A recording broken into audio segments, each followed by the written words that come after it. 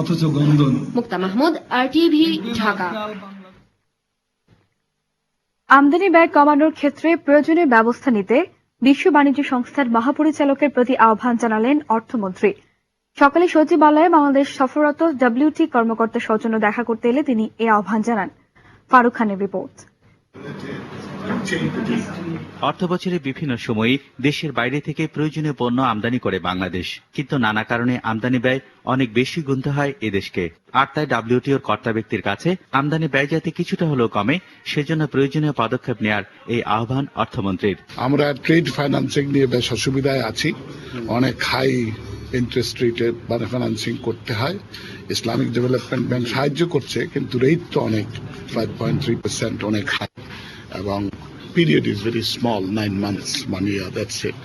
তো এবারে বললাম যে দেখো, এখন যে গ্লোবাল লিকুইডিটি যেরকম আছে, সেই লিকুইডিটিতে ব্যবহার করে ইজিলি ট্রেড ফাইন্যান্সিং করা যায়। মোহিত জানান, এক্ষেত্রে কিছু জটিলতা থাকলেও সম্ভাব্য সবকিছু করার আশ্বাস দিয়েছেন পাসকাল লামি। অর্থমন্ত্রী আরো জানান, গ্রামীণ ব্যাংকের এমডি নিয়োগের ক্ষেত্রে ডক্টর মোহাম্মদ ইউনূসের নেতৃত্বে কমিটি গঠনে মার্কিন রাষ্ট্রদূতের প্রস্তাব নাকচ করে দেওয়া হয়েছে। আমাদের Grameen bank is doing very well. এটার কোনো ওই যে অ্যাংজাইটিটা useless, but we also want that is to proper management. Grameen ব্যাংকের ডেভেলপমেন্টে কিন্তু United States never participated, not with a pie. এ সময় মন্ত্রী আরো বললেন, আর্থিক লেনদেন নিয়ে ডেস্টিনির বিরুদ্ধে বাংলাদেশ ব্যাংকের পাঠানো অভিযোগপত্র অর্থ মন্ত্রণালয়ে এসেছে। অভিযোগ প্রমাণিত হলে প্রয়োজনীয় ব্যবস্থা নেওয়ার প্রতিশ্রুতি দেন আবুল মাল আব্দুল মুহিত। এটাও আসবে যখন এরকম অবস্থায় পৌঁছবে।